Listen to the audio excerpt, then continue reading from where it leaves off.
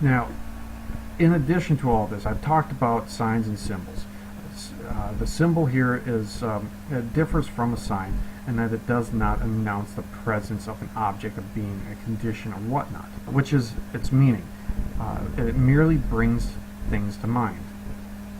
It stands for something or represents something else. This is why it connects so closely with that idea of connotation.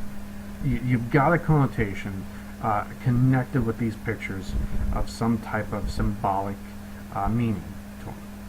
Think of each picture here. What does it mean to you?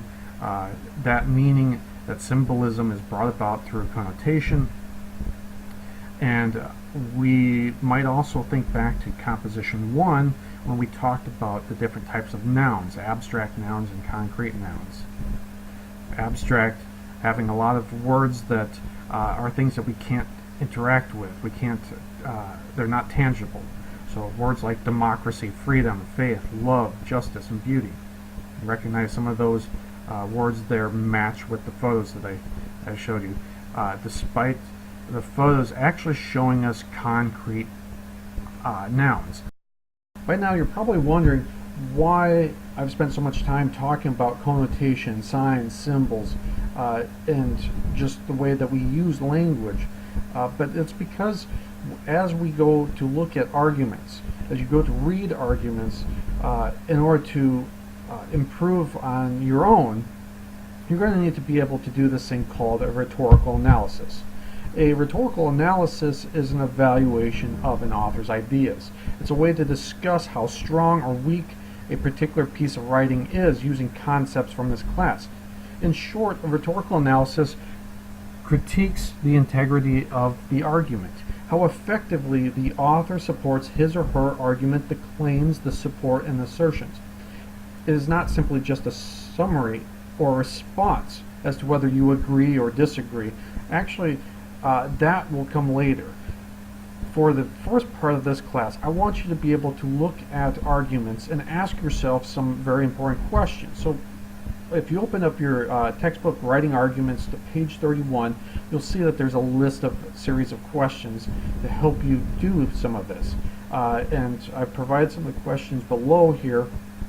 But really, if you're looking at these questions and you're thinking back to earlier English classes, hopefully you are introduced to this concept called the rhetorical situation, in which every time that we communicate, every time that we're writing or talking, we are doing it in a particular situation, and there's a series of elements that interact with one another.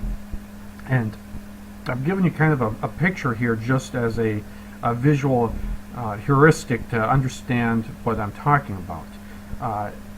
And we'll use this. We have these subjects here. We have the writer, represents our ethos, the subject, the thing that we're writing about, and the audience, who we're writing to, and then of course interconnecting all of this is why the writer is writing, why the reader is reading, and what does that that subject, what's significant about it.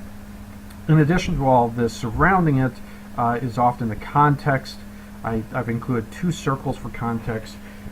One would be a more immediate context, such as you're writing an argument for a college paper versus a larger context, maybe more social, that argument that you're writing deals with a particular issue that is taking place in our society at the time. Maybe so right now we're some hot button issues would be abortion or immigration. I said you would use the rhetorical situation in addition to those questions from your textbook to help you understand an argument rhetorically.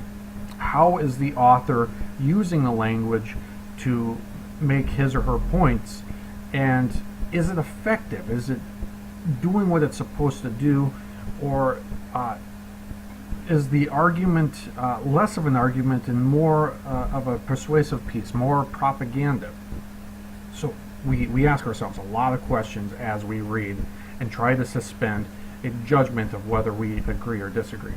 First, we might look at the writer and ask what kind of level of knowledge or experience does that writer have? What are the feelings of that writer? Who is the author?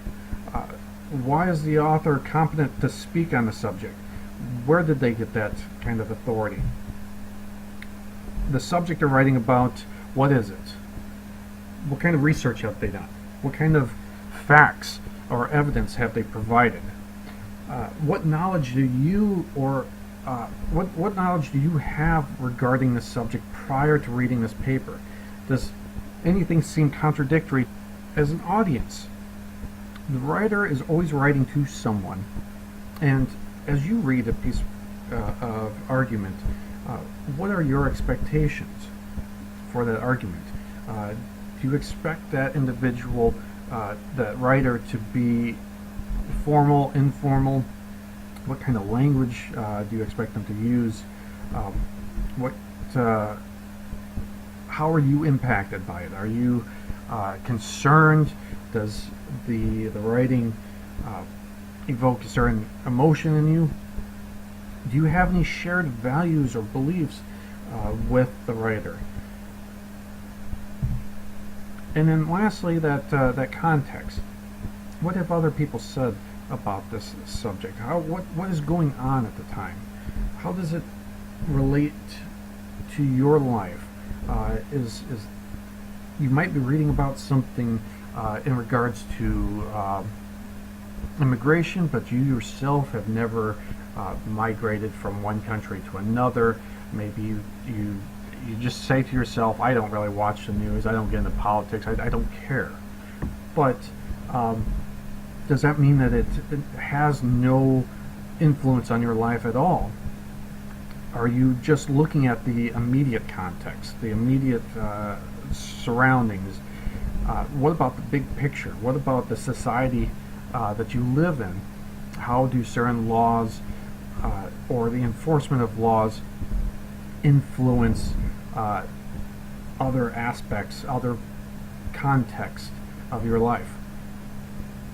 So all of this is vital to really understanding how to write a good argument, because if you can read an argument and you can see what works and what doesn't work, it prepares you for opposing viewpoints, and it allows you to be less biased. As I said before in class, everyone is biased to some extent, but when we let our biases interfere with our ability to make sound judgments and sound reasoning, that is when it becomes a problem, and we move a little less away from argument as a tool for truth-seeking towards instead we move towards persuasion as sheer propaganda.